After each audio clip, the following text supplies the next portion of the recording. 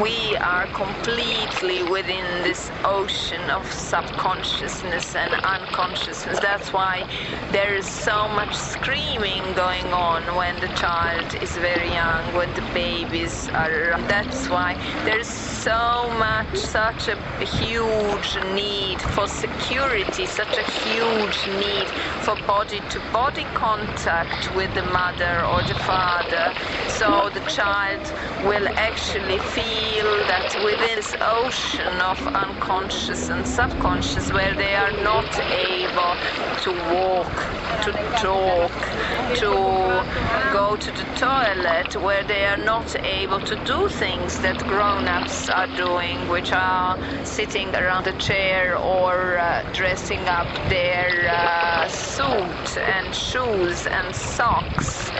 All these need to be done for them.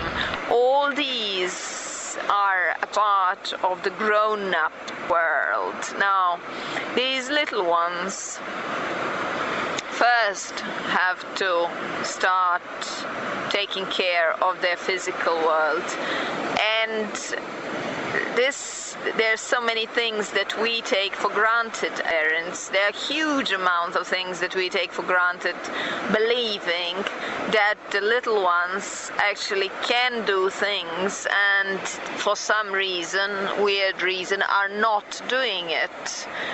And in fact, little ones very often try to do whatever they're asked to, but find an obstacle within this little game.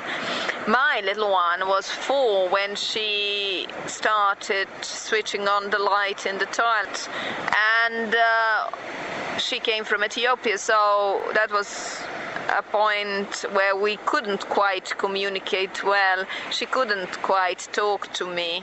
I spoke in English with her and she spoke in Ethiopian with me. So she would switch on the light and come back to me to do whatever else needed to be done. And I noticed this pattern that she's not switching off the light, and for me this was part of her unconscious behavior, and I was getting annoyed because she would switch on the light but would not switch it off. She would constantly forget this switch off, and at one point I would tell her, well come on Emma, what's going on? Why are you not switching off that light? If you can switch it on, you can switch it off. What's the problem? And she says, she just waves her head, says no, and brings me to the door and shows me that standing on her tiptoes, she was able to reach the plug when she wanted to switch on the light, but she was not able to switch it off. And this was a big learning for me, because I assumed all sorts of things. I labeled her with all sorts of names. In just this one little incident, we start believing that our kids do things deliberately against us. And that doesn't make sense. They do not pee in their pants or shit in their pants because they want to spite us. It is just not the right time for them to start peeing or shitting outside their nappies. They do not spite us when they are screaming, when they want to tell us something. They actually have a reason for the scream, whatever that reason is. The tummy ache that we cannot see as parents, or a bit too disturbed schedule that we had, that we were not careful with while we were taking care of the child. So child needs time to grow, and while this growing happens, parents are there to observe this growth and help the child adjust into our society norms. It is not natural to eat with fork and a knife. It is much more natural for a little one to sit in mommy's lap and eat with her from her hand. It is not natural to use plate, fork and knife, and children have to learn the skill. They will learn it, they're pretty smart, but it takes time. It is not natural to do something extremely simple like put on your socks. And mothers will be and fathers will be putting on the socks on their kids until very late in life, at the age of 3, 4, 5, 6. They will be putting on the socks because the socks are not easy to put on, and we do not think of it that way. Now, if we trust in the ability of our kids, if we trust that all the skills will come naturally, and if we do not rush this development of skills, and if we don't get stressed while this development of skills is happening, then we can give enough physical support for the little ones to grow. Now, within the mental and emotional world, the whole subject of thoughts and emotions get further complicated. Now is the time for us to build core beliefs, to bring in core beliefs into our little ones' brains. Now is the time when they will pick up. Every time we say you are stupid to them, they will pick up what you have said, and that will go into their subconscious. Every time you physically hit them, this knowledge of I am worthless will actually go into their system. Every time you start abusing them emotionally or mentally with sarcasm, they will get this message of being worthless. And this message will then haunt them through their lives, will become part of their thinking patterns, will become part of their behavior patterns. That is why it is extremely important to be careful with words, to be careful with emotions while we are dealing with our little ones. Now, being careful with words and emotions, you have to be conscious that our children are growing up in a matrix that is called our society. They're growing up in a matrix of norms that are created by our society that are deep within our subconscious. So, if a society comes up with the weird norm of pink being the most popular color, and the marketing machine works on a Barbie doll as being the most popular doll, giving pink to your kids and Barbie doll as a playing tool to their minds and into their hands, you run into a possibility of losing once your kids grow a little bit older and do not look that thin and that fake as Barbie doll looks.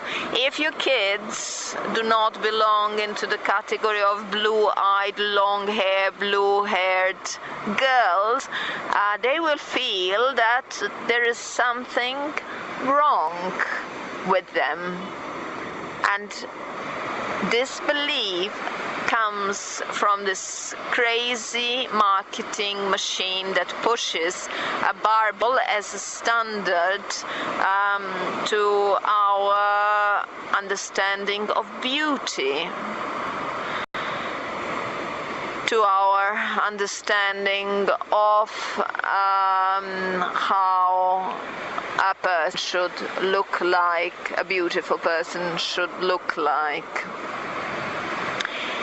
Society will give you many norms that make no sense.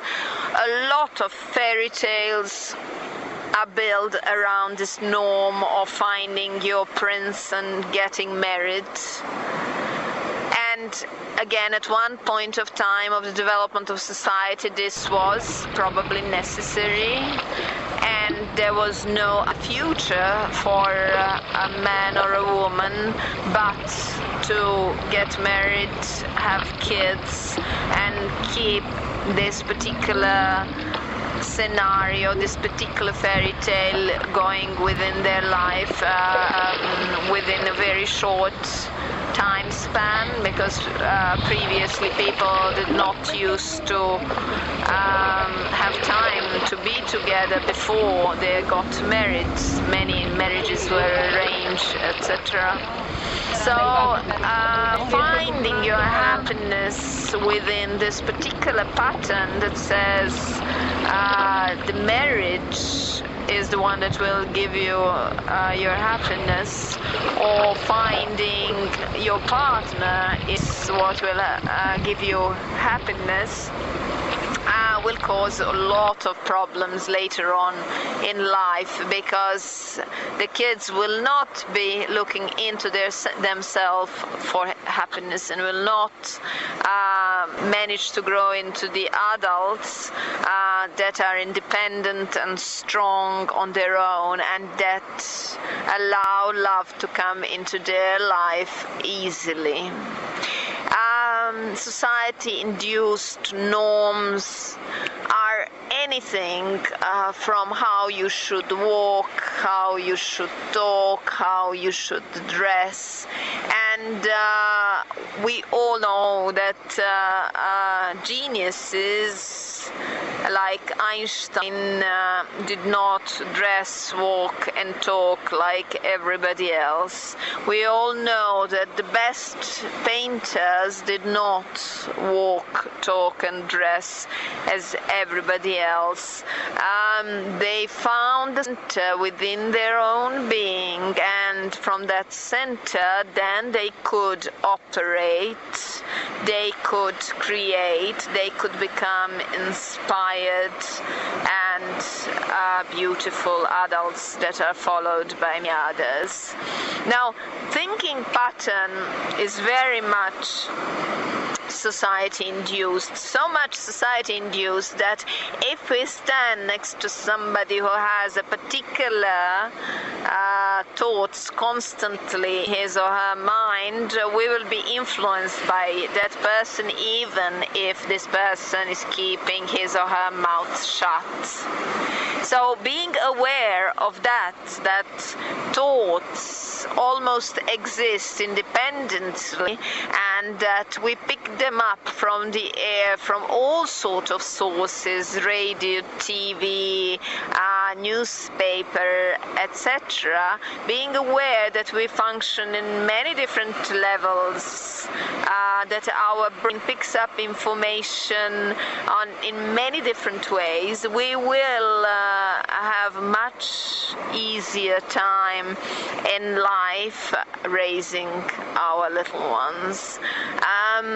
If we let the kids watch the TV and watch the commercials and play the games and allow their little minds to be influenced by all the marketing that happens around the computers and the internet, we are running into a risk to actually have all sorts of different thinking patterns, disturbances, violence, behavior, and subconscious influence on our little ones' brains. If we're careful about what books do we read to them, if we are careful about what things they can see on the TV, if we're careful about the sounds that they receive, about the music that they listen to, we could create wonders with our little ones.